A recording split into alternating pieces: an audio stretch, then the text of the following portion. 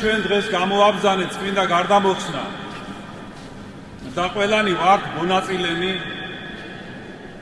ამ მოვლენის. მაგრამ აქ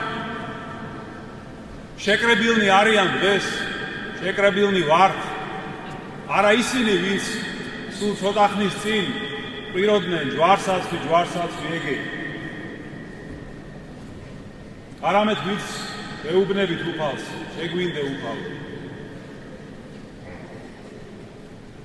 ჩვენ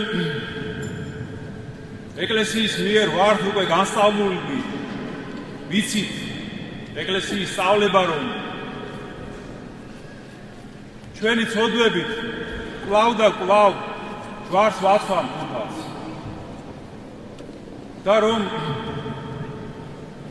იგი მოვიდა დედამიწაზე, განკაცდა, იბნო და მოკვდა იმისთვის, რომ განგვათავისუფლოს ცოდვების ტყვეობისგან, ცოდვების ტვირთისგან.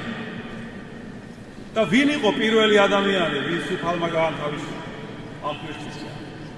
ერთ-ერთი ჯვარსმული ავაზანი, გონიერი ავაზანი, რომელმაც ისე განიცადა უდანაშაულო მაცხოვრის ტანჯვები, რომ თავისი ცოდვები აღიარა და სინანულით მიმართა მაცხოვარს, ჯვარიდან. და აი უფალიც სწორედ ამას ელოდება ჩვენ.